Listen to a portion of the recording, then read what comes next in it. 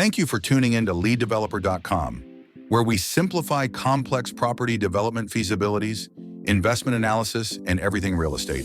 Whether you're a seasoned pro or just starting out, our Google Sheets-based feasibility suite streamlines the toughest aspects of real estate. Lead Developer Feasibility Suite is trusted by thousands in over 17 countries. Our tools cover everything from quick assessments to detailed cash flow projections and more. Sign up today at LeadDeveloper.com for unlimited free access to our expanding library of real estate tools. No credit card needed. Plus, get full support through Edge with step-by-step guidance, exclusive courses, and resources designed for your success. Turn numbers into narratives that win over investors and lenders. Join Lead Developer now. All right, so today we are going to be jumping headfirst into real estate investing. Specifically, we're going to be talking about financial leverage. And you sent over some really interesting articles all about using other people's money to get huge returns in real estate. So we are going to deep dive into these articles just for you. Yeah, we're going to be focusing specifically on one article from Edge, which is a property finance platform. And it's called The Power of Financial Leverage and Growth Investment. It's got some really good stuff in here. And this article comes out swinging. Right away, it says, debt is bad. How many times have you heard this? It's almost like they knew what we were going to be talking about today. I mean, people think of debt as something to avoid, but this article makes a good case for good debt in real estate. Yeah, what's interesting here is the difference between strategic borrowing and just, like, racking up debt. You know, like, it's the right tool for the job. You wouldn't use a screwdriver to hammer in a nail. Right. So you want to choose the right type of financing for your real estate ventures. Okay, so let's talk about how this good debt actually works in real estate. What sets it apart? Well, the article defines financial leverage as using borrowed funds, which is other people's money, to buy an asset like a rental property. So you're using debt to increase your buying power, kind of like using a lever to lift something heavy. Oh, the classic lever analogy. So a small amount of force, which is your investment, can be used to move something much bigger, like a property. But the article goes even further and gives an example of how leverage can actually increase your returns. Right, so they use an example of a property that gets a 10% annual return. And let's say you put 20% down and you finance the other 80% with a loan. That has an 8% interest rate. So because of that leverage, your return on equity isn't actually 10%, it would be 12%. But if you increase that loan to 75% with that same interest rate, your return on equity goes all the way up to 16%. So wait, the property itself is only making a 10% return, but you're getting a way higher return on your investment just because you're using other people's money? That's incredible. Yeah, and that's what's called positive leverage. When your return is higher than the interest rate on the loan, you're amplifying your profits. And the more leverage you use, the more you can amplify your returns. Wow, that's amazing. But there's always a but, right? What about the risks? Yeah, leverage is a double-edged sword. It can increase your gains, but it can also increase your losses. If the property value goes down, you could owe more on the loan than the property is even worth. So it's kind of a high-stakes game. Higher leverage, higher rewards, but also higher risk. You have to find the sweet spot. Exactly. And that's where things get tricky.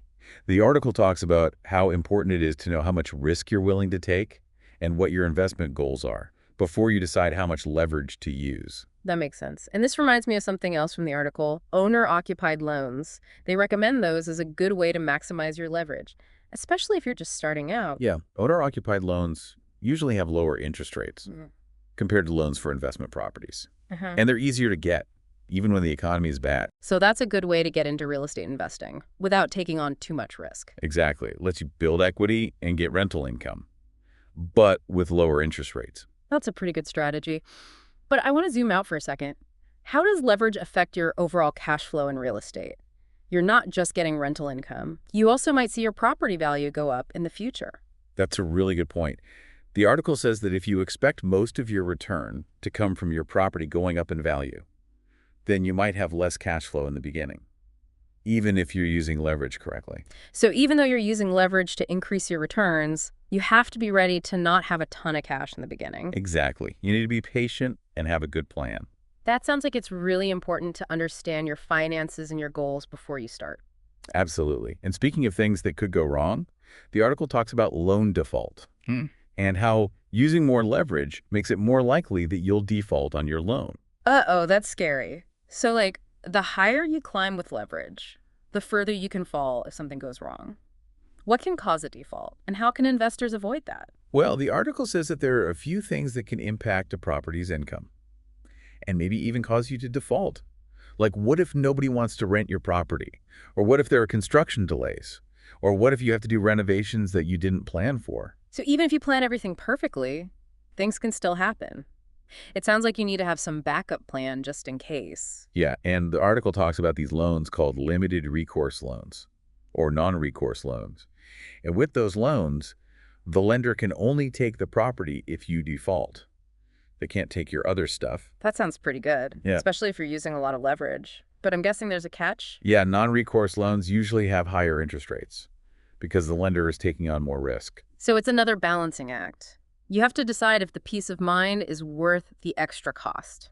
This is complicated. It is. It's really important to understand how loans work and how default works. Well, we've talked about a lot already. We've talked about how leverage can increase returns and about the risks involved, and even some ways to reduce those risks. But let's talk about how all of this applies to you, the listener. That's a good idea. We're here to help you make good decisions about your investments. So stay with us. We're going to be right back. And we're going to talk about how all of this can help you with your own real estate journey. So, when we were talking about defaults and stuff before the break, the article mentioned that lenders actually think about the chance of default when they decide on interest rates. Right, because lenders don't want to lose money. So they have to look at the risk of each loan, and then they charge more interest if the loan seems riskier. It's like an insurance premium. So if you're using leverage, the interest rate you're paying already includes the cost of a potential default. That's kind of crazy to think about. Yeah, and it's important to understand what default really means for both the lender and the borrower. The article really gets into the consequences, especially for borrowers. Yeah, it's not just losing the property. The article talks about legal fees and credit score damage, and you might even have to pay back the loan if selling the property isn't enough. That's a lot to think about. It definitely shows that you need to be careful with leverage and understand the risks. The article even mentioned something called property abandonment, which sounds pretty bad. Property abandonment, what's that? Well, imagine the property value drops, like way below what you still owe on the loan. Some people might feel like their only option is to just walk away and let the lender deal with it. That would be a tough spot to be in. It seems like you need to have a plan B, especially if you're using a lot of leverage. For sure. And this brings up something that people don't always talk about with leverage, the emotional side of things. Real estate isn't just about numbers. It's also about managing your emotions, especially when you're dealing with so much money. Yeah, that's so true. I've seen people make bad decisions because they let their emotions get the best of them. Exactly. You have to stay calm and think long term, especially with leverage. And this is interesting. The article says that non-recourse loans can actually make investors take on more risk. You mean those loans where the lender can only take the property if you default? Yeah, those ones. Because investors know they have that protection. They might be willing to borrow more money than they would if they didn't have that protection. That makes sense. It's like having a safety net makes you feel braver. But even with a safety net, leverage is still risky. You have to be careful and understand the consequences. Absolutely. This whole discussion about leverage has been really interesting. It's not a simple thing. There are so many things to think about. Your risk tolerance, your goals, the property itself, the market, the loan terms, and even your own emotions. It's definitely not a one-size-fits-all thing. What's right for one person might be totally wrong for someone else. The most important thing is to be informed. The more you know about leverage, the better decisions you can make. I agree. That's why we do these deep dives. We want to give you the information you need to make the best choices for your own situation. We're not telling you what to do. We're just giving you the tools to think for yourself. That's a great way to put it. And remember, we're just scratching the surface here. There's always more to learn about real estate investing. For sure. So, as we wrap up this deep dive on leverage, let's think about how all of this applies to you. We talked about the mechanics of leverage and the potential for higher returns and the risks involved and how to manage those risks and even the psychological side of things. And now we want to hear from you.